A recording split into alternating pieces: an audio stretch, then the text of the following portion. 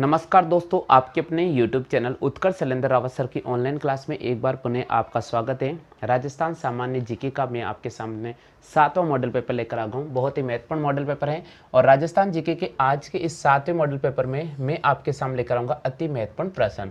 तो जो student BSTC की तैयारी कर रहे हैं, राजस्थान पुलिस कांस्टेबल की तैयारी कर रहे हैं, जो स्टूडेंट PTT की तैयारी कर रहे हैं, पटवारी की तैयारी कर रहे हैं और ग्राम सेवक की तैयारी कर रहे हैं, उनके लिए बहुत महत्वपूर्ण वीडियो है। साथ में रिट की तैयारी करने वाले सभी स्टूडेंट के लिए ये वीडियो बहुत ही महत्वपूर्ण रहने वाला है। तो चलिए दोस्तों, हम शुरू करते हैं आज राजस्थान जीके के बहुत ही महत्वपूर्ण प्रश्नों के साथ। तो प्रश्न है, आज का पहला प्रश्न है, राजस्थान का अन्नागार, राजस्थान का अन्नागार किस जिले को कहा जाता है? किस जिले को कहा जाता है? आज का पहला प्रश्न है, राजस्थान का अन्नागार किस जिले को कहा जाता है? ऑप्शंस आपके सामने है। पहला श्री गंगानगर, पहला ऑप्शन है आपके सामने श्री गंगानगर। दूसरा ऑप्शन है आपके सामने बीकानेर। तीसरा ऑप्शन है आपके सामने जैसलमेर और चौथा ऑप्शन दे रखा है आपके सामने इनमें से कोई नहीं। तो बिल्कुल आपको अगर प्रश्न का सही जवाब आता है तो जल्दी से कमेंट कर दीजिएगा। राजस्थान का अन्नागार किसे कहा जाता है? यहाँ पर आपके सामने पहला प्रश्न है। अगर आपको प्रश्न का जवाब आता है तो बिल्कुल जल्दी से कमेंट कीजिएगा। सभी स्टूडेंट जो इस समय पहली बार क्लास ज्वाइन कर रहे हैं उनसे निवेदन है कि वीडियो को शेयर जरूर करें भैया।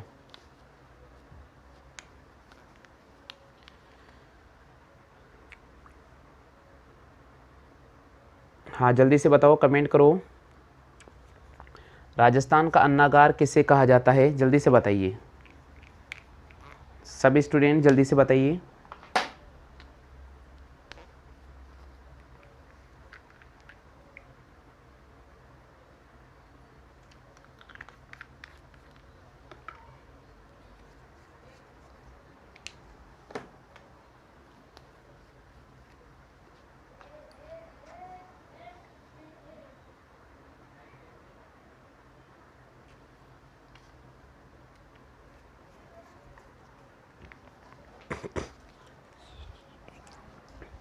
चलिए, तो पहला प्रश्न है, राजस्थान का अन्नागार किसे कहा जाता है? राजस्थान जीके का मॉडल पेपर है और इसमें आपको मिलने वाले अत्यंत महत्वपूर्ण प्रश्न। तो पहले प्रश्न का सही जवाब कितने स्टूडेंट ने ए ऑप्शन का चयन किया है? बिल्कुल, तो पहले प्रश्न का सही जवाब होगा ए ऑप्शन। राजस्थान का अन्नागार किसे कहा जाता है? तो राजस्थान को अन्नागार जो कहा जाता है वो श्री गंगानगर को कहा जाता है। यानी यहाँ पर हमें ए ऑप्शन को राइट करना पड़ेगा, श्री गंगानगर को। राजस्थान का नगर किसे कहा जाता है? श्री गंगानगर। चलिए दोस्तों, अब मैं आपको श्री गंगानगर जिले के उपनाम बता देता हूं, है ना। एक मिनट। श्री गंगानगर जिले के उपनाम और क्या क्या है? श्री गंगानगर जिले को और किस नाम से जाना जाता है? कई बार प्रश्न पूछ ले तो आपको ध्यान रखना होगा। सबसे पहले इसे राजस्थान का अन्नागार कहा जाता है। इसे राजस्थान का क्या कहा जाता है? इसे राजस्थान का अन्नागार कहा जाता है। ये पहला प्रश्न, यानी इसका जवाब ये होता है। दूसरा, इसे अन्न का कटोरा कहा जाता है। दूसरा, इसे राजस्थान का अन्न का कटोरा कहा जाता है। इसे राजस्थान का अन्न का कटोरा कहा जाता है। इसे राजस्थान का अन्न का कटोरा कहा जाता है। ये दूसरी चीज आपको याद रखनी होगी। तीसरी चीज होगी, इसे राज्य में फूलों की नगरी भी कहते हैं। बिल्कुल इसे राजस्थान की फूलों की नगरी कहते हैं। इसे राजस्थान की फूलों की नगरी कहते हैं। यानी राजस्थान की फूलों की नगरी कौन सी है? तो आपको राइट करना पड़ेगा श्री गंगानगर को। और इसका क्या नाम है? इसको बागानों की भूमि भी कहा जाता है। इसको बागानों की भूमि भी कहा जाता है। क्या कहा जाता है? इसको बागानों की भूमि भी कहा जाता है। तो पहला प्रश्न जिसका ए ऑप्शन जवाब था, राजस्थान का अन्नागार किसे कहा जाता है? तो राजस्थान का जो अन्नागार था वो श्री गंगानगर कहा जाता है। राजस्थान का अन्नागार किसे कहा जाता है? श्री गंगानगर कहा जाता है। इसे राजस्थान का अन्न का कटोरा भी कहा जाता है और इसे राजस्थान के फूलों की नगरी भी कहा जाता है और बागानों की भूमि भी कहा जाता है। हाँ जी, क्लियर हो गया, सभी को समझ में आ गया। चलिए बात करेंगे आपके सामने प्रश्न संख्या 2 की।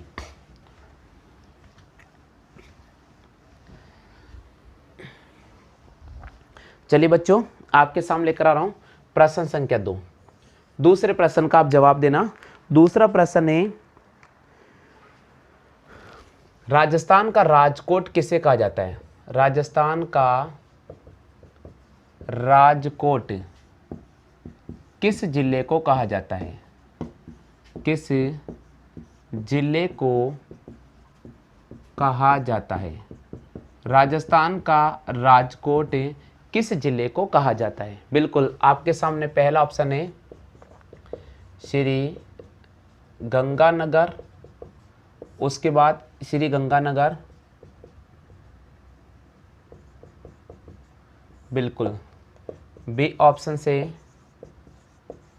बीकानेर, सी ऑप्शन से बाड़मेर और डी ऑप्शन है इनमें से कोई नहीं।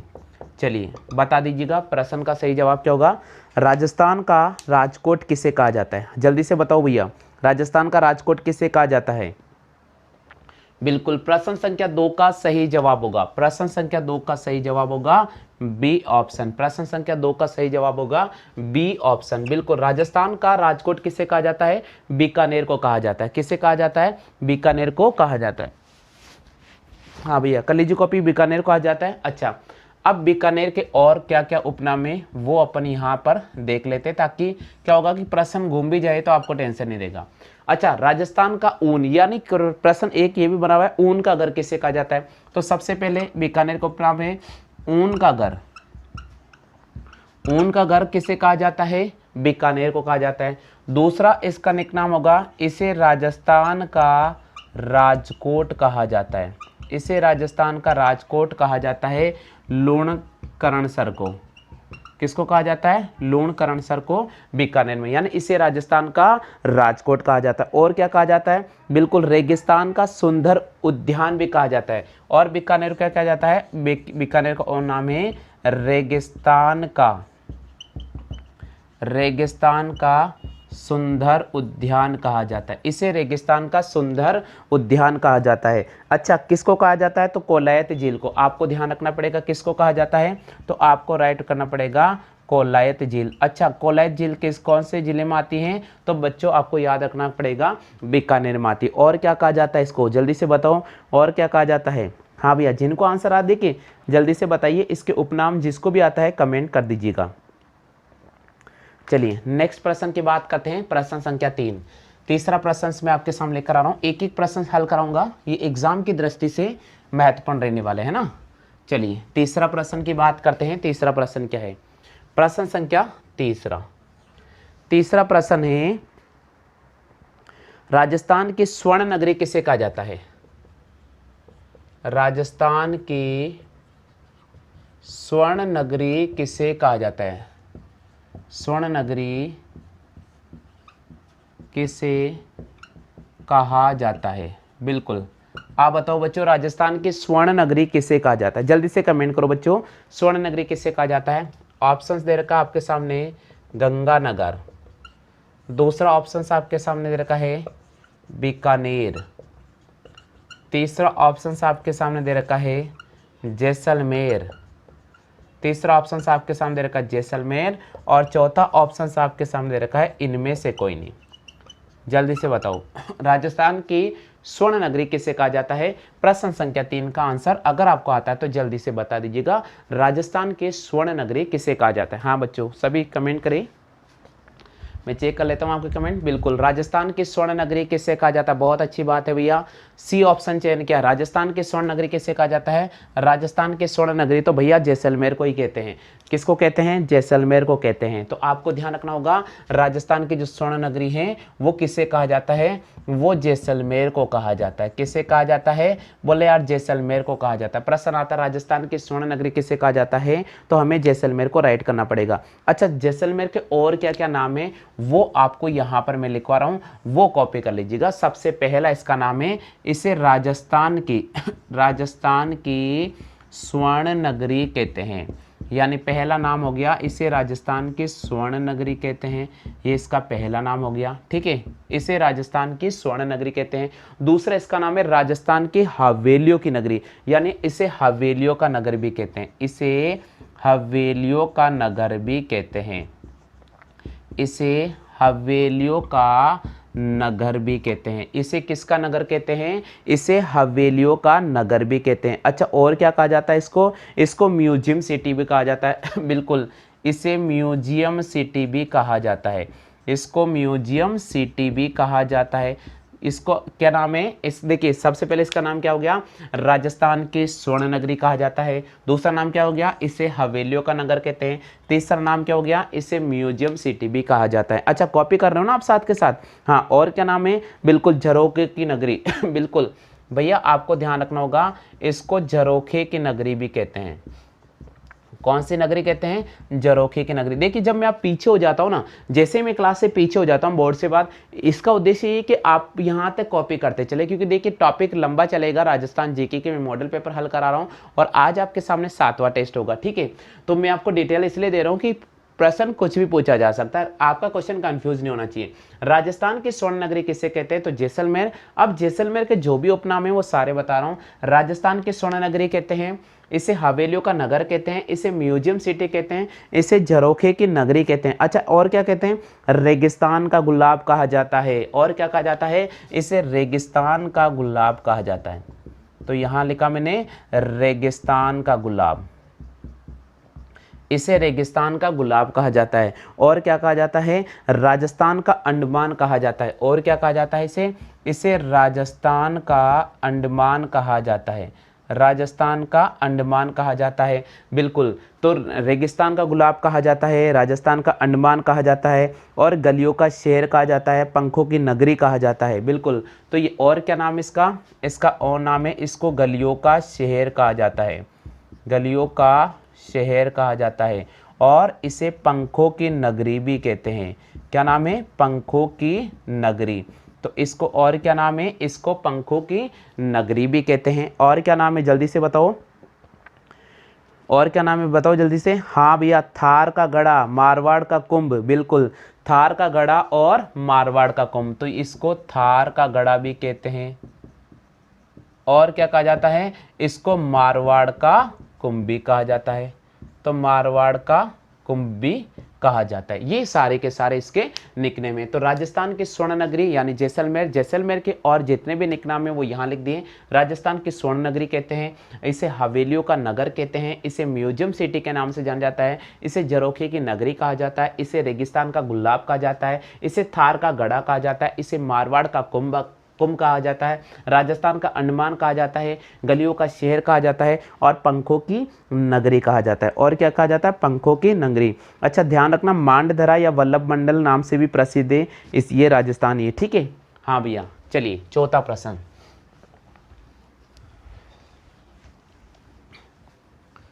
प्रश्न संख्या 4। तो चौथा प्रश्न मैं आपके सामने दे रहा हूं, बिल्कुल। चौथा प्रश्न है,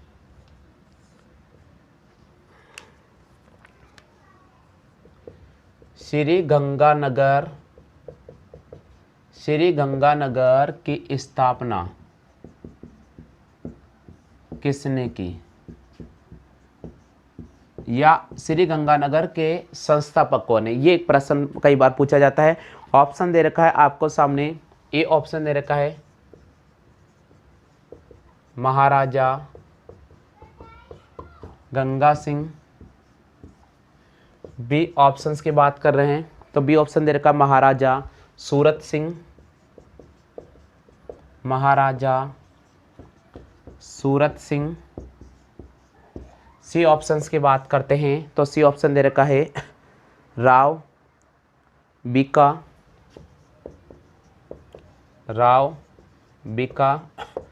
और डी ऑप्शंस की बात करते हैं तो आपको दे रखा है बदन सिंह, बदन सिंह। चलिए आप मुझे बताइए श्री गंगानगर की स्थापना किसने की? प्रश्न संख्या 4 आपको स्क्रीन पे नजर आ रहा है। आप मुझे बताइए प्रश्न संख्या 4 का सही जवाब क्या होगा? हाँ भैया, श्री गंगानगर की स्थापना किसने की? जल्दी से बताओ, श्री गंगानगर की स्थापना किसने की? बहुत अच्छी बात है, प्रश्न संख्या 4 का ए ऑप्शन लेकर आ गया, बहुत अच्छी बात है भैया, ए ऑप्शन होगा बिल्कुल। महाराजा गंगा सिंह ने, महाराजा गंगा सिंह ने किसकी स्थापना की है? महाराजा गंगा सिंह ने गंगानगर की स्थापना की है। किसकी स्थापना की है? गंगानगर की स्थापना की है। आपसे पूछ ले कि गंगानगर की स्थापना किसने की है, तो महाराजा महाराजा गंगा सिंह ने की। अच्छा, अगर आपसे पूछ ले महाराजा सूरत सिंह ने किसकी वो महाराजा सूरत सिंह ने किस नगर के संस्थापक माना जाता है, स्थापना की? तो सूरतगढ़ का। किसको? सूरतगढ़ का संस्थापक, सूरतगढ़ का संस्थापक किसको माना जाता है? महाराजा सूरत सिंह को माना जाता है। अच्छा, राव बीका को कहाँ का संस्थापक माना जाता है? भैया बीकानेर का संस्थापक, बिल्कुल बीकानेर का संस्थापक किसको माना जाता है? राव बीका को माना जाता है। और बदन सिंह को कहाँ का संस्थापक माना जाता है? इनको भरतपुर का संस्थापक माना जाता है। इनको कहाँ का संस्थापक माना जाता है? इनको भरतपुर का संस्थापक माना जाता है। तो यहाँ पर देखिए 4 प्रश्न आपके क्लियर हो रहे, इसी प्रश्न में 4 प्रश्न क्लियर हो रहे। पहला, श्री गंगानगर की स्थापना किसने की है? तो महाराजा गंगा सिंह ने की है। अच्छा, आपसे पूछ रहे महाराजा सूरत सिंह ने किसकी स्थापना की है? तो सूरतगढ़ की स्थापना की है। आपसे पूछ रहे राव बीका किसका संस्थापक माना जाता है? तो बीकानेर का माना जाता है। आपसे पूछ रहे बदन सिंह को कहाँ का संस्थापक माना जाता है? तो भरतपुर का संस्थापक माना जाता है। ठीक है, आगे भैया समझ में क्लियर हो गया? चलिए नेक्स्ट प्रश्न। हाँ भैया कॉपी करो जल्दी से। नेक्स्ट प्रश्न है प्रश्न संख्या 5।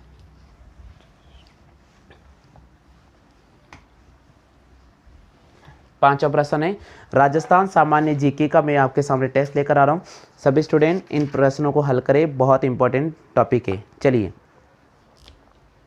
पांचवा प्रश्न है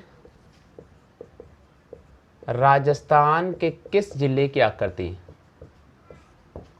राजस्थान के किस जिले की आकृति, राजस्थान के किस जिले की आकृति ऑस्ट्रेलिया के समान है? राजस्थान के किस जिले की आकृति ऑस्ट्रेलिया के समान है? ऑस्ट्रेलिया के समान है, बिल्कुल। राजस्थान का कौन सा जिला है जिसकी आकृति ऑस्ट्रेलिया के समान है? बिल्कुल ऑप्शन से लिख रहा हूं मैं आपको। पहला ऑप्शन है चित्तौड़गढ़, पहला ऑप्शन से आपके सामने चित्तौड़गढ़ यानी चित्तौड़, ठीक है। चलिए दूसरा ऑप्शन से आपके सामने दे रखा है भैया भिलवाड़ा, दूसरा ऑप्शन से भैया भिलवाड़ा। तीसरा ऑप्शन की बात करते हैं भैया तो आपको दे रखा उदयपुर, और चौथे ऑप्शन की बात करते हैं तो आपको दे रखा भैया हनुमानगढ़, बिल्कुल हनुमानगढ़, बिल्कुल। आप जल्दी से बताइए राजस्थान के किस जिले की जो आकृति है वो ऑस्ट्रेलिया के समान है, वो जो आकृति है ऑस्ट्रेलिया जैसी है। आप जल्दी से बताइए कि इसका आंसर क्या रहेगा। हाँ सभी बच्चे जल्दी से बताइएगा राजस्थान के किस जिले की आकृति ऑस्ट्रेलिया के समान है। बहुत अच्छी बात है, बहुत अच्छी बात है, सही जवाब दिया भैया। देखिए मैं आपको बता देता हूँ प्रश्न संख्या 5 का जो सही आंसर आपको राइट करना पड़ेगा। कितने बच्चे हैं जो सी आंसर लेकर आ गए, कितने बच्चे जो सी आंसर लेकर आ गए? राजस्थान के किस जिले की आकृति ऑस्ट्रेलिया के समान है? तो भैया हमें उदयपुर को राइट करना होगा। किसको राइट करना होगा? उदयपुर को राइट करना होगा। अच्छा अगर आपसे पूछ ले कि चित्तौड़ की आकृति कैसी है तो भैया चित्तौड़ की जो आकृति है वो घोड़े की नाल जैसी है। चित्तौड़ की आकृति कैसी है? घोड़े की नाल जैसी है। चित्तौड़ की आकृति कैसी है? घोड़े की नाल जैसी है। अगर भिलवाड़ा की आकृति पूछ ले तो भिलवाड़ा की आकृति कैसी है? भिलवाड़ा की आकृति है भैया आयताकार आकृति। कैसी आकृति है भिलवाड़ा की? भिलवाड़ा की जो आकृति है आयताकार है। हाँ याद रखिएगा पीटीटी का जो पेपर है वो अभी फिलहाल 9 सितंबर की डेट आ रही है, ठीक है। प्रस्तावित है 9 सितंबर को है या 8 सितंबर को ये प्रस्तावित है, यानी 31 अगस्त को जो पीटीटी का पेपर होना था वो पोस्टपोन हो चुका है, ठीक है। तो ये ध्यान रखना। हाँ भिलवाड़ा की आकृति कौन सी है? आयताकार है। अच्छा उदयपुर की आकृति कैसी है? तो उदयपुर की आकृति है भैया ऑस्ट्रेलिया जैसी कैसी है भैया? ऑस्ट्रेलिया जैसे। अच्छा हनुमानगढ़ की आकृति कैसी है? तो हनुमानगढ़ की आकृति है कुर्सी जैसी। हनुमानगढ़ की आकृति कैसी है? हनुमानगढ़ की आकृति है कुर्सी जैसी। कैसी है? कुर्सी जैसी। बिल्कुल सोफे जैसी, या अंग्रेजी में एल अक्षर जैसी है, ठीक है। चलिए बात करेंगे प्रश्न संख्या 6 की।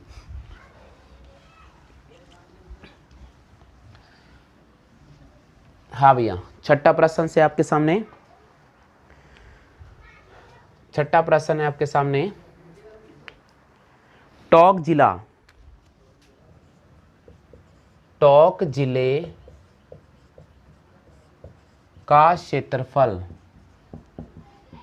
टोंक जिले का क्षेत्रफल राजस्थान के कुल क्षेत्रफल का, टोंक जिले का क्षेत्रफल राजस्थान के कुल क्षेत्रफल का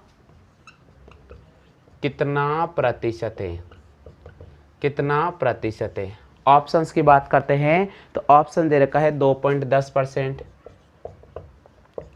बी ऑप्शंस की बात करते हैं तो आपको दे रखा 2.04%। सी ऑप्शन की बात करते हैं तो आपको दे रखा 1.81%। और डी ऑप्शन की बात करते हैं तो आपको दे रखा 1.73%। बिल्कुल, टोंक जिले का क्षेत्रफल राजस्थान के कुल क्षेत्रफल का कितना परसेंटेज है। भैया ये प्रश्न आपको थोड़ा टाइट कर देगा, क्योंकि एग्जाम में प्रश्न ऐसे लग रहे हैं, इसलिए ध्यान रखना। जब मैं जिला दर्शन पढ़ाए थे तो बार बार मैं ऐसी चीज़ों को बार बार वहाँ पर रिपीट करवा रहा था, बच्चों को बार बार बोल रहा था कि इनको रट लेना, क्योंकि यही चीज़ आपको एग्जाम में पास कराने वाली है, यही चीज़ एग्जाम में आपको स्कोर दिलाने वाली है। तो ध्यान रखना, टोंक जिले का क्षेत्रफल राजस्थान के कुल क्षेत्रफल का कितना परसेंटेज है, जल्दी से बताओ। अच्छा आप मुझे बताइए टोंक जिले का क्षेत्रफल कितना, इतना सा बता दीजिए, बाकी तो सारे निकालोगे आप। टोंक जिले का क्षेत्रफल कितना, इतना सा बता दीजिएगा। टोंक जिले का जो क्षेत्रफल है वो 7194 वर्ग किलोमीटर है, यही है ना भैया। टोंक जिले का जो क्षेत्रफल है 7139 वर्ग किलोमीटर है। कितना है, 7139 वर्ग किलोमीटर है। अच्छा आपसे पूछ ले कि राजस्थान का क्षेत्रफल कितना है, तो आप क्या राइट करोगे, जल्दी से बताओ। राजस्थान का क्षेत्रफल बताओ जल्दी से।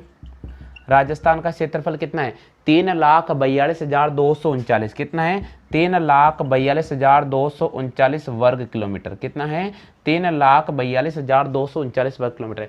अब ये पूछ रहा राजस्थान के कुल क्षेत्रफल का कितना परसेंटेज है, तो देखिएगा 7194 अपॉन 3,42,239 इंटू अगर आप 100 से करेंगे तो लगभग आ जाएगा 2.10%। कितना आ जाएगा, 2.10%। तो प्रश्न संख्या 6 का सही जवाब होगा ए ऑप्शन। ध्यान रखना, बहुत इंपॉर्टेंट है, ध्यान रखना भैया, बहुत इंपॉर्टेंट है, क्योंकि ये चीजें वहां एग्जाम में पूछी जाती हैं। हाँ कर लियो कॉपी।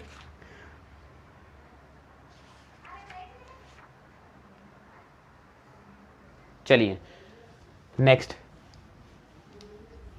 सातवां प्रश्न, प्रश्न संख्या 7 की बात करते हैं। बहुत इंपॉर्टेंट है प्रश्न संख्या 7। बिल्कुल, सातवां प्रश्न है, राजस्थान में कर्क रेखा की सर्वाधिक लंबाई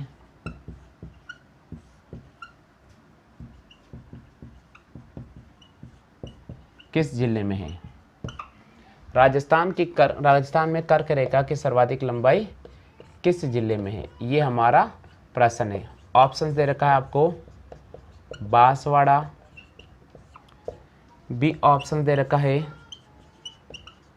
उदयपुर, सी ऑप्शन दे रखा है अजमेर, डी ऑप्शन दे रखा है भीलवाड़ा। चलिए, राजस्थान में कर्क रेखा की सर्वाधिक लंबाई कितनी है, सॉरी सबसे अधिक कौन से जिले में। बिल्कुल बिल्कुल सही बात है, आपने यहाँ पर चयन किया है ए ऑप्शन। हाँ भैया ए ऑप्शन, बिल्कुल। प्रश्न संख्या 7 का हमें यहाँ पर ए ऑप्शन को राइट करना पड़ेगा। राजस्थान में कर्क रेखा की जो सर्वाधिक लंबाई है किस जिले में है, बांसवाड़ा में। तो कर्क रेखा देखिए, सर्वाधिक लंबाई की अगर अपन बात करते हैं, सर्वाधिक लंबाई की अगर अपन बात करते हैं तो आपको बांसवाड़ा को राइट करना होगा, ठीक है। और सबसे कम लंबाई की बात करते हैं तो आपको डूंगरपुर को राइट करना होगा। ये ध्यान रखें, सबसे कम डूंगरपुर में और सबसे अधिक बांसवाड़ा में। क्लियर हो गया, ये आपको ध्यान रखना है। अच्छा, दो चीज और बनती है, कर्क रेखा के नजदीक जिला मुख्यालय और दूर जिला मुख्यालय। तो ये दो प्रश्न बनता है। तो नज़दीक जिला मुख्यालय पूछे, कर्क रेखा के नज़दीक जिला मुख्यालय, नज़दीक जिला मुख्यालय राजस्थान का पूछे तो आपको बांसवाड़ा को राइट करना होगा। किसको राइट करना होगा? आपको बांसवाड़ा को राइट करना होगा। और दूर का जिला मुख्यालय पूछ ले, दूर का जिला मुख्यालय पूछ ले तो आपको गंगानगर को राइट करना होगा। ये प्रश्न कई बार पूछे जाते हैं तो ध्यान रखना। कर्क रेखा की सर्वाधिक लंबाई राजस्थान के किस जिले से गुजरती है? तो बांसवाड़ा को राइट करना होगा। सबसे कम किस जिले से गुजरती है? तो डूंगरपुर को राइट करना होगा। नजदीक जिला मुख्यालय कौन सा है? बांसवाड़ा जिले को राइट करना होगा। और दूर जिला मुख्यालय कौन सा है? तो गंगानगर को राइट करना होगा। कर लिया कॉपी सबने?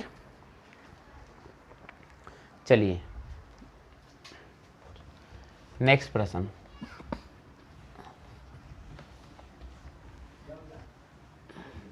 देखिए आज मैं 10 तक क्वेश्चन कराऊंगा, ज्यादा नहीं कराऊंगा, ठीक है।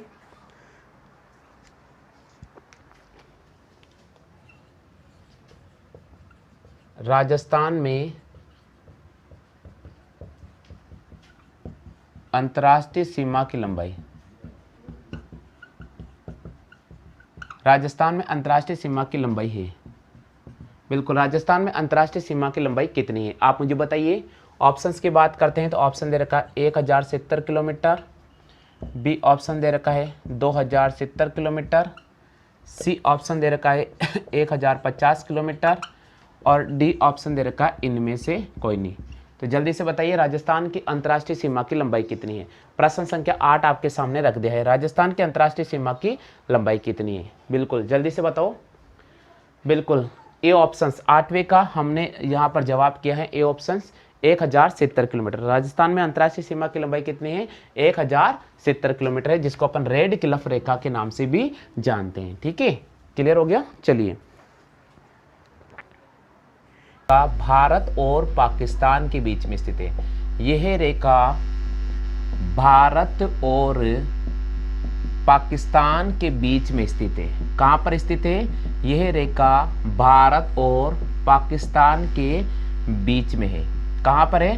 भारत और पाकिस्तान के बीच में स्थित है, ठीक है। तो पहली चीज, भारत और पाकिस्तान के बीच में कौन सी सीमा रेखा है? तो भारत और पाकिस्तान के बीच में जो सीमा रेखा है उसका नाम है रेड क्लिफ रेखा। कौन सी रेड क्लिफ रेखा है? रेड क्लिफ रेखा भारत और पाकिस्तान के बीच में।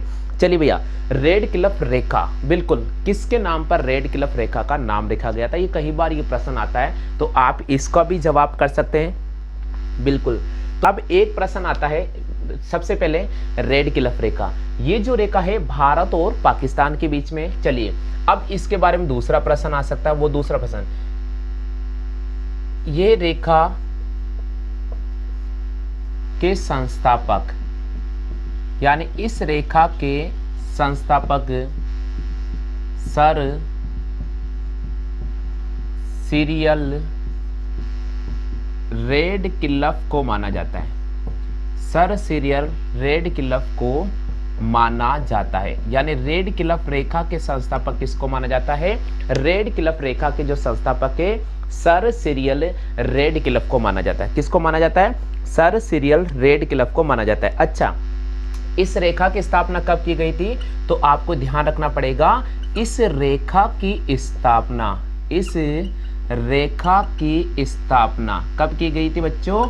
इस रेखा की स्थापना की गई थी 15 अगस्त 1947 को। यानी प्रश्न आता है कि रेड क्लिफ रेखा का निर्धारण कब किया गया था? तो रेड क्लिफ रेखा का जो निर्धारण किया गया था 15 अगस्त 1947 को किया गया था। इस रेखा के संस्थापक किसको माना जाता है? तो इस रेखा के संस्थापक सर सिरिल रेड क्लिफ को माना जाता है। रेड क्लिफ रेखा कौन से दो देशों के मध्य है? ये रेखा भारत और पाकिस्तान के बीच में है। कहां पर स्थित है?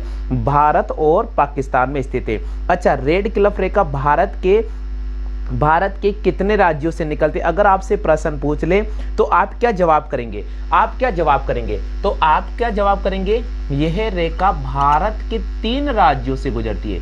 यह रेखा, यानी मैं लिख रहा हूं यहां पर, देखिए आपको हर चीज मिलेगी। यह रेखा भारत के 3 राज्यों से गुजरती है। भारत के 3 राज्यों से गुजरती है। यह रेखा भारत के 3 राज्यों से गुजरती है। अच्छा, रेड क्लिफ रेखा भारत के कितने राज्यों से गुजरती है? तो भारत के 3 राज्यों से गुजरती है। अच्छा, रेड क्लिफ रेखा भारत के कितने केंद्र शासित प्रदेश से गुजरती है? तो हमें राइट करना पड़ेगा 2 केंद्र शासित प्रदेश। तो यहाँ पर लिख रहा हूं, यह रेखा भारत के 2 केंद्र शासित प्रदेश, 2 केंद्र शासित प्रदेश से गुजरती है। ये रेखा भारत के 2 केंद्र शासित प्रदेश से गुजरती है, क्लियर हो गया? देखिए यहां तक आप सभी को बच्चों को समझ में आ गया क्या? हाँ भैया, जल्दी से कॉपी कर लीजिएगा। हाँ भैया, जो नए जुड़े हैं ना, उनसे मेरा एक रिक्वेस्ट है, उनसे मेरा जरा सा रिक्वेस्ट है, आप वीडियो को भैया शेयर कर दीजिएगा। आप वीडियो को शेयर कर दीजिएगा क्योंकि बहुत इंपॉर्टेंट क्लास है। और आपके हाँ, सभी जो नए स्टूडेंट जुड़े हैं उनसे रिक्वेस्ट है, भैया वीडियो को शेयर कर दीजिएगा। ये रेखा भारत के 3 राज्यों से गुजरती है। और कितने से गुजरती है? भारत के 3 राज्यों से और 2 केंद्र शासित प्रदेश से गुजरती है। क्लियर हो गया? तो सबसे पहले यहाँ पर जो पॉइंट लेके मैं आपके सामने रिवाइज करा देता हूँ। पहला पॉइंट हमने क्या लिखा है? पहला पॉइंट लिखा है कि रेड क्लिफ रेखा भारत और पाकिस्तान के बीच में है, यानी रेड क्लिफ रेखा भारत और पाकिस्तान के बीच में है। दूसरा पॉइंट है कि यह रेखा, इस रेखा के संस्थापक किसको माना जाता है? तो इस रेखा के संस्थापक सर सिरिल रैडक्लिफ को माना जाता है, सर सिरिल रैडक्लिफ को माना जाता है। चलिए, इस रेखा की स्थापना कब की गई थी? इस रेखा की स्थापना 15 अगस्त 1947 को की गई थी। ये रेखा भारत के कितने राज्यों से गुजरती है? तो ये रेखा भारत के 3 राज्यों से गुजरती है। कितने राज्यों से? 3 राज्यों से। चलिए, यह रेखा भारत के 2 केंद्र शासित प्रदेश से भी गुजरती है। भारत के कितने केंद्र शासित प्रदेश से गुजरती है? 2 केंद्र शासित प्रदेश से गुजरती है। यहां तक सबको समझ में आ गया क्या? यहां तक आपने कॉपी कर लिया? चलिए बच्चों, हम आगे बढ़ जाते हैं। आगे बढ़ जाते हैं, देखिए काफी इंपॉर्टेंट जानकारी है एग्जाम की दृष्टि से। हाँ, जिनको राजस्थान जीके के नोट्स चाहिए बिल्कुल आप संपर्क कर सकते हैं, आपको अपने व्हाट्सएप मोबाइल पर मिल जाएगा। चलिए, अच्छा प्रश्न आता है कि रेड क्लिफ रेखा की कुल लंबाई कितनी है भारत में? बिल्कुल, तो आपको ये भी ध्यान रखना होगा, भारत में इस रेखा की लंबाई, भारत में इस रेखा की लंबाई, भारत में इस रेखा की लंबाई 3300 कितनी है? भारत में इस रेखा की लंबाई 3310 किलोमीटर है। भारत में इस रेखा की लंबाई कितनी है? 3310 किलोमीटर है। भारत में इस रेखा की लंबाई कितनी है? 3310 किलोमीटर है। अच्छा, प्रश्न पूछ ले है कि रेड क्लिफ रेखा की लंबाई भारत में कितनी है? तो आप क्या जवाब करेंगे? आपको जवाब करना होगा 3310 किलोमीटर। कितनी है भैया? 3310 किलोमीटर। आप 1070 को राइट नहीं करना, 1070 को राइट नहीं करना, क्योंकि 1070 तो हमारे राजस्थान से गुजरती है। हमें भारत से पूछा है, भारत में इस रेखा की लंबाई कितनी है बच्चों? 3310 किलोमीटर है। कितनी भैया?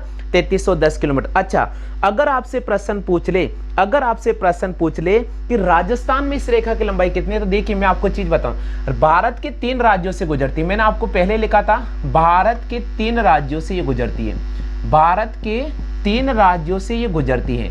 तो भारत के 3 राज्यों से गुजरती है, तो वो 3 राज्य कौन कौन से? सबसे पहले वो आपको ध्यान कर रखना होगा कि वो 3 राज्य कौन कौन से भारत के 3 राज्यों से गुजरती हैं। तो आपको याद रखना होगा, एक पंजाब है, दूसरा राजस्थान है और तीसरा कौन सा है? गुजरात है। तो चलिए, पहला आपके सामने याद रखना होगा पंजाब। दूसरा, आपको पहला राज्य पंजाब से गुजरती है। दूसरे राज्य की बात करते हैं तो हमारा राजस्थान आ जाता है। दूसरे राज्य की बात करते हैं हमारा राजस्थान आ जाता है। और तीसरे राज्य की बात करते हैं हमारा पड़ोसी राज्य आता है, वो आता है गुजरात। कौन सा आ जाता है? गुजरात। तो सबसे पहले ये सीमा यानी ये रेड क्लिफ रेखा भारत के 3 राज्यों से गुजरती है और भारत में इसकी लंबाई 3310 किलोमीटर है। चलिए, अगर मान लीजिए आपसे पूछ ले कि पंजाब में इस रेखा की लंबाई कितनी है, तो पंजाब में इस रेखा की लंबाई है 514 किलोमीटर। कितनी है? 514 किलोमीटर। अगर आपसे पूछ ले कि राजस्थान में इस रेखा की लंबाई कितनी है, तो राजस्थान में इस रेखा की लंबाई है 1070 किलोमीटर। कितनी है?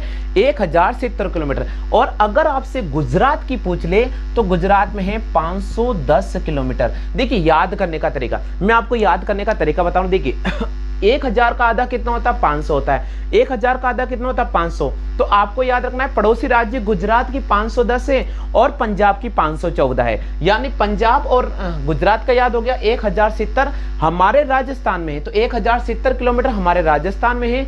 पड़ोसी राज्य अगर पंजाब की बात कर ले तो 514 किलोमीटर है और गुजरात की बात कर ले तो 510 किलोमीटर है। तो भारत में इस रेखा की लंबाई 3310 किलोमीटर है, जिनमें से देखिए 3 राज्यों में कवर करती है। ठीक है।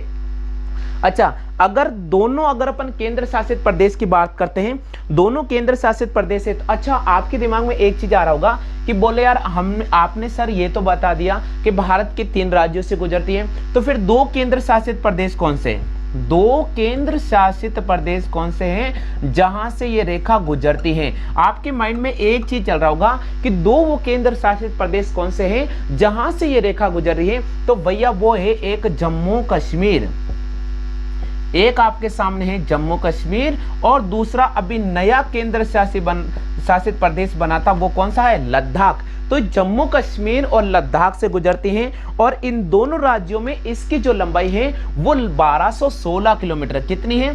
1216 किलोमीटर है। तो हम इसको कर सकते हैं 1216 किलोमीटर। कितना है? 1216 किलोमीटर। क्लियर हो गया आगे सभी को? अब चलिए, अगर आप इन सबको सम करते हैं तो हमारे पास आ जाएगा 3310 किलोमीटर। कितना आ जाएगा? 3310 किलोमीटर। पहले आप इसकी कॉपी कर लीजिएगा, बहुत इंपॉर्टेंट चीज है। हाँ भैया, आप में से जिन भी स्टूडेंट्स को अगर हमारे जीके के नोट्स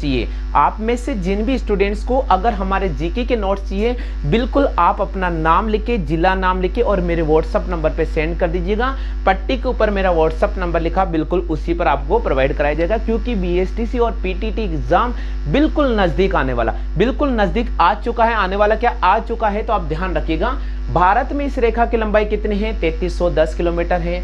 भारत के 3 राज्यों से गुजरती है और 3 राज्यों में पंजाब, राजस्थान, गुजरात, 2 केंद्र शासित प्रदेश जम्मू कश्मीर और लद्दाख। कॉपी कर लिया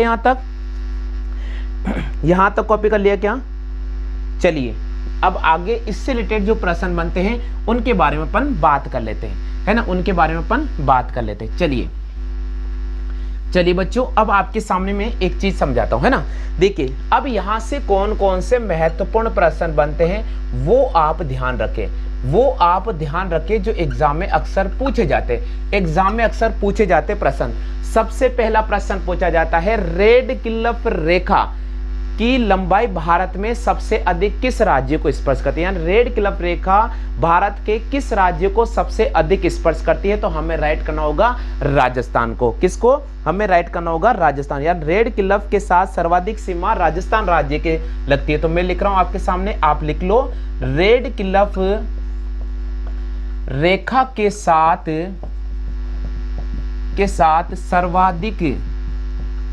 सर्वाधिक सीमा राजस्थान की है। बिल्कुल, रेड क्लिफ रेखा के साथ सर्वाधिक सीमा किसकी है? राजस्थान की। किसकी भैया? राजस्थान की। अच्छा, दूसरा प्रश्न बनता है, रेड क्लिफ रेखा के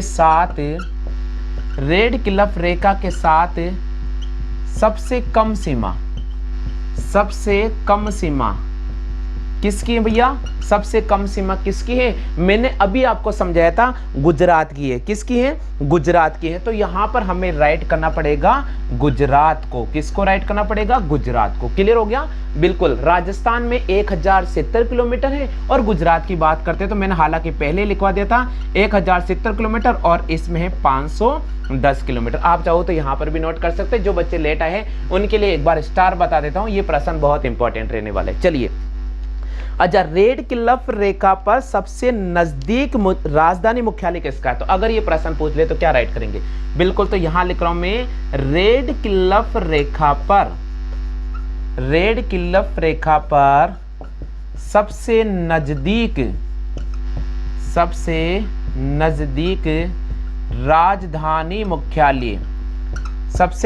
राजधानी मुख्यालय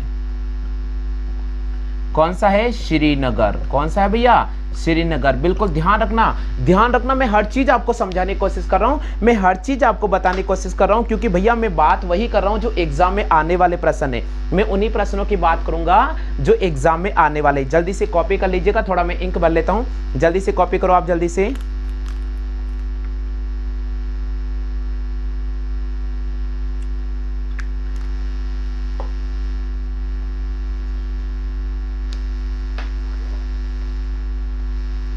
हाँ, कॉपी कर लिया सबने?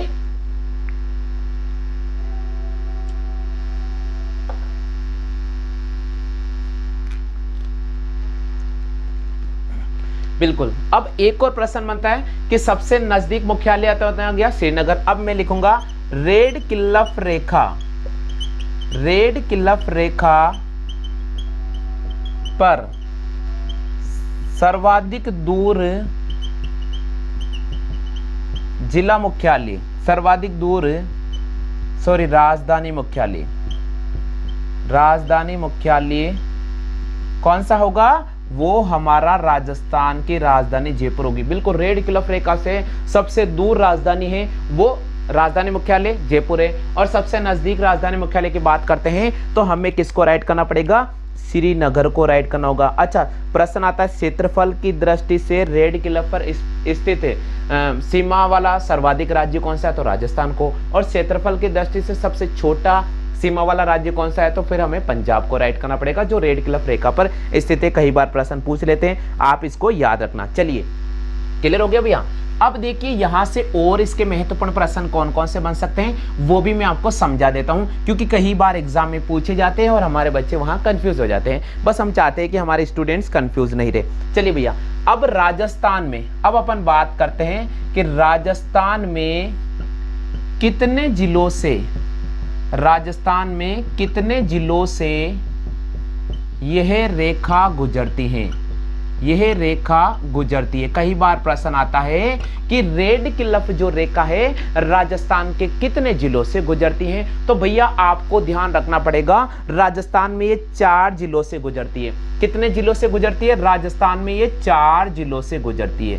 कितने जिलों से गुजरती हैं, 4 जिलों से गुजरती है। अब आप मुझे बता सकते हैं कि वो 4 जिले कौन कौन से, जल्दी से कमेंट करें, आप मुझे बता दीजिएगा कि वो 4 जिले कौन कौन से हैं जिससे ये गुजरती हैं। बिल्कुल, श्री गंगानगर, बीकानेर, जैसलमेर, बाड़मेर। बहुत अच्छी बात है, बिल्कुल। तो सबसे पहले मैंने लिखा यहाँ पर श्री गंगानगर। कौन सा होगा, श्री गंगानगर। ये पहला जिला होगा श्री गंगानगर जहां से रेड क्लिफ रेखा गुजरती है। बिल्कुल, अगर आपसे पूछ ले दूसरा बीकानेर, बिल्कुल दूसरा कौन सा होगा, बीकानेर होगा भैया, बीकानेर से भी गुजरती हैं। अच्छा, तीसरा कौन सा होगा, तो आपको पता होगा तीसरा जिला आ जाता है जैसलमेर। कौन सा आ जाता है, जैसलमेर से भी गुजरती हैं। और चौथा जिला कौन सा है, तो चौथा जिला आपको पता होगा बाड़मेर से गुजरती है। कहां से गुजरती हैं, बाड़मेर से गुजरती हैं। तो राजस्थान के 4 जिलों से गुजरती है। अच्छा, आपसे पूछ ले कि गंगानगर में इसकी लंबाई कितनी है, तो आप क्या राइट करोगे, गंगानगर में यानी श्री गंगानगर में इसकी लंबाई है 210 किलोमीटर।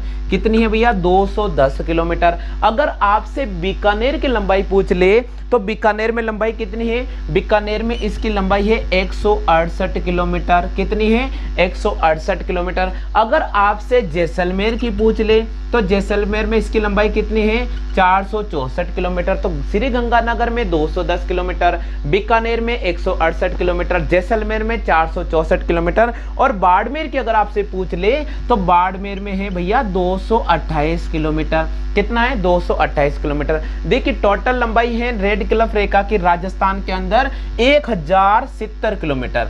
कितनी है, 1070 किलोमीटर। उस 1070 किलोमीटर की बात करते हैं तो श्री गंगानगर में ये 210 किलोमीटर है। बीकानेर के अंदर 168 किलोमीटर लंबी है, जैसलमेर के अंदर 464 किलोमीटर लंबी है, और बाड़मेर में कितनी है, 228 किलोमीटर। यहां तक समझ में आ गया क्या?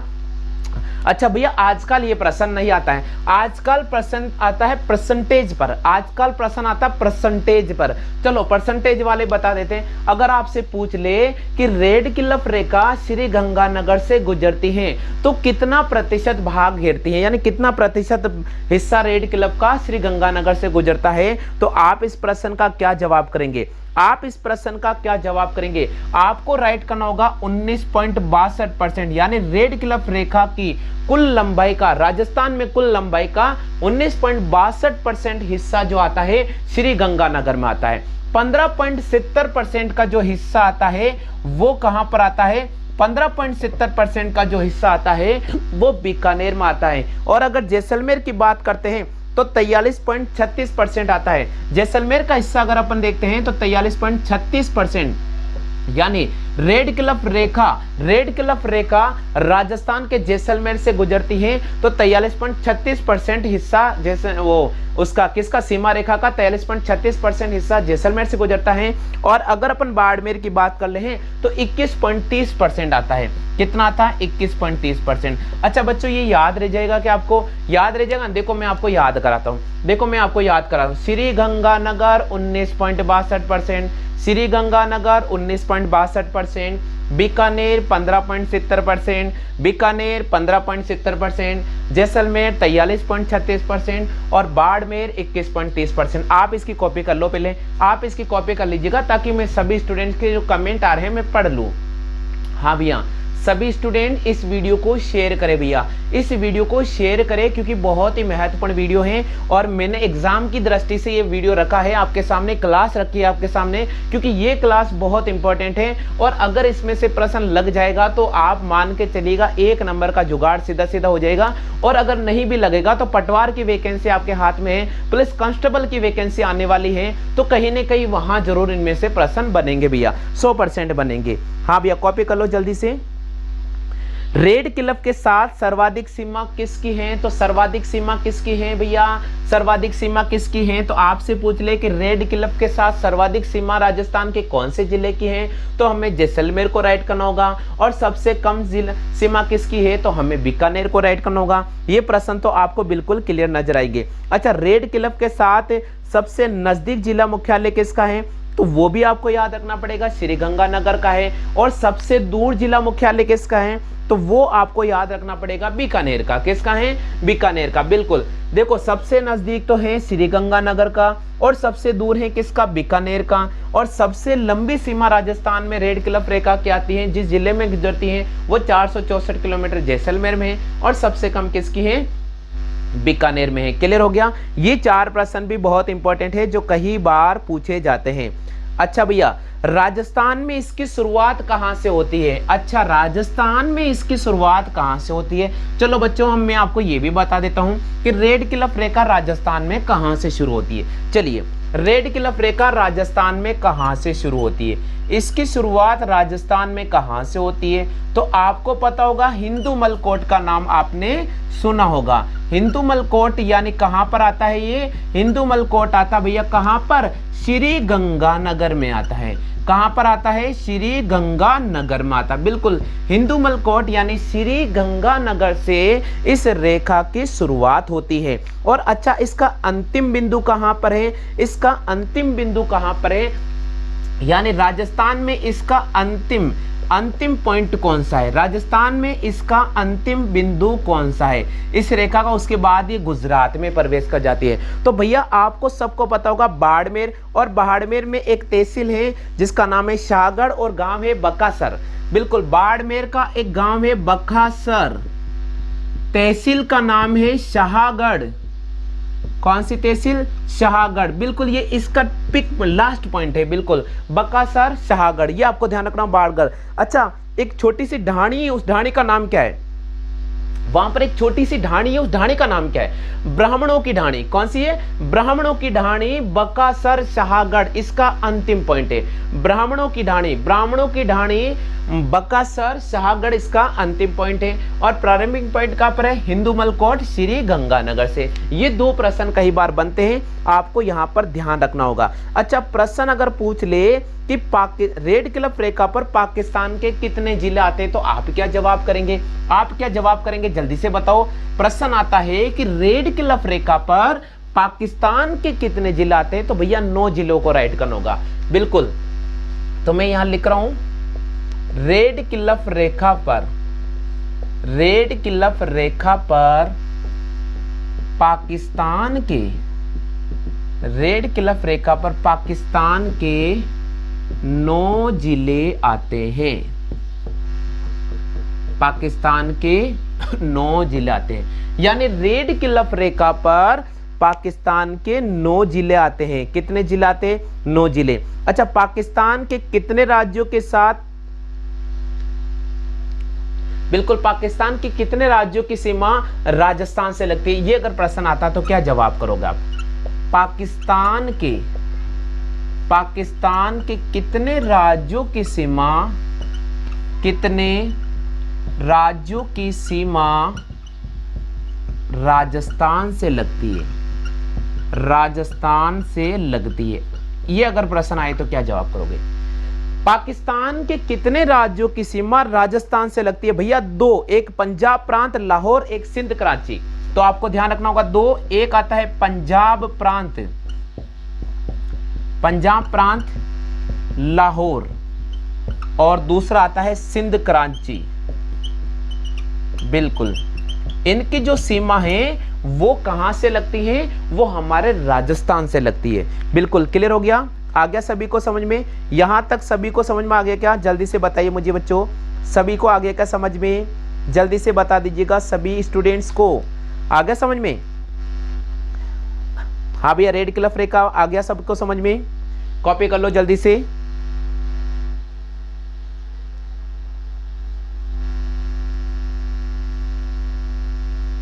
अच्छा, और प्रश्न कौन कौन से बनते हैं वो भी बता देता हूँ। और प्रश्न इसके कौन कौन से बनते हैं वो भी बता देता हूँ। चलो ठीक है, बता देते भैया, बता देते हैं। प्रश्न आता है आपके सामने कि राजस्थान की सर्वाधिक सीमा,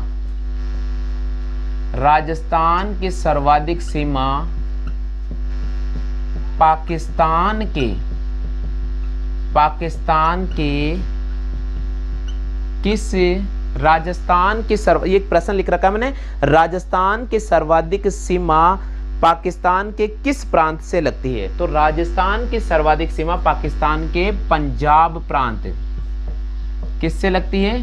पंजाब प्रांत से लगती है। ये आप ध्यान रखना, राजस्थान की सर्वाधिक सीमा पाकिस्तान के पंजाब प्रांत से लगती है, और सबसे कम सीमा सिंध प्रांत से लगती है, और सबसे कम सीमा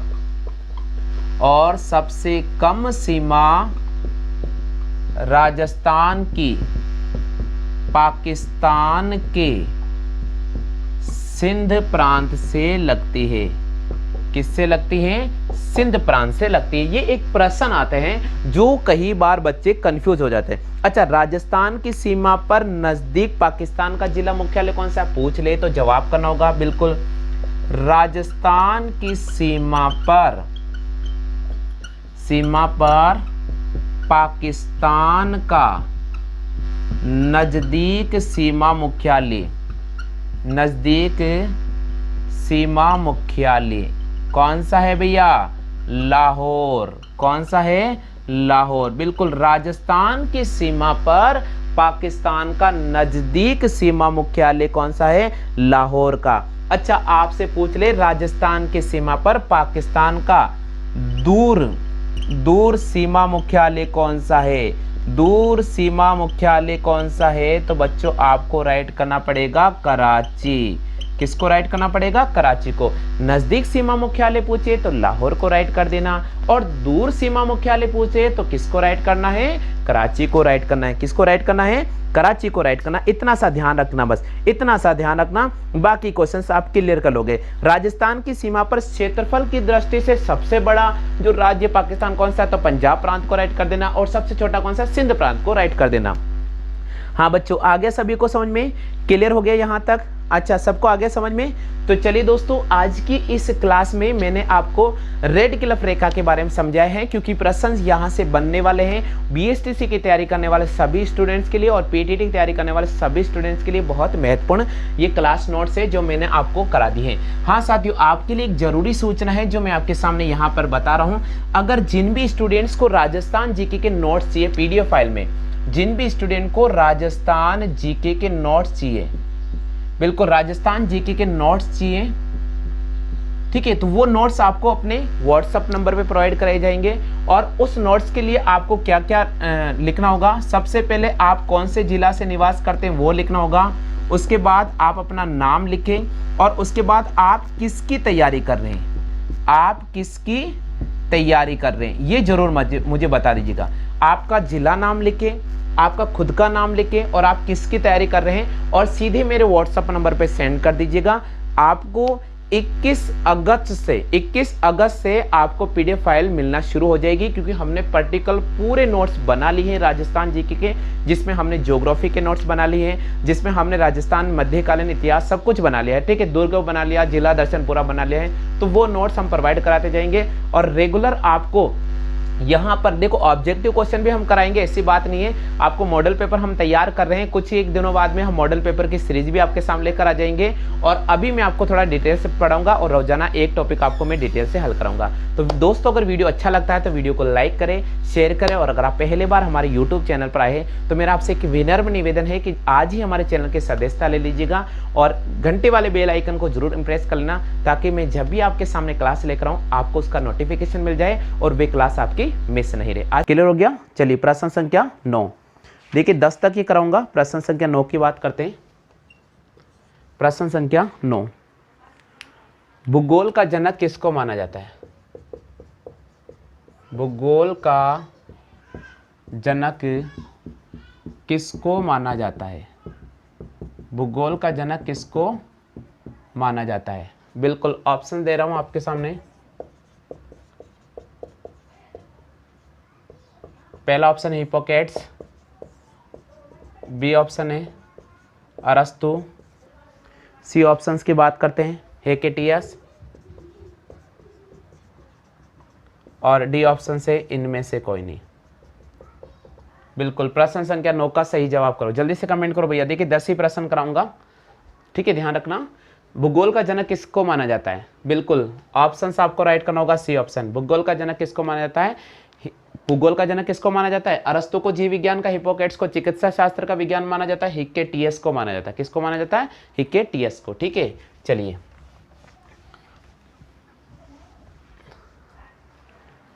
10वां प्रश्न है, राजस्थान की राजधानी है? बिल्कुल अजमेर, जयपुर,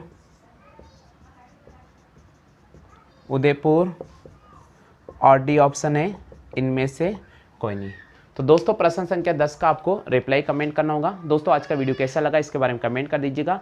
आज बस इतना ही क्लास लेंगे, आज के लिए बस इतना ही साथियों। जय हिंद, वंदे मातरम।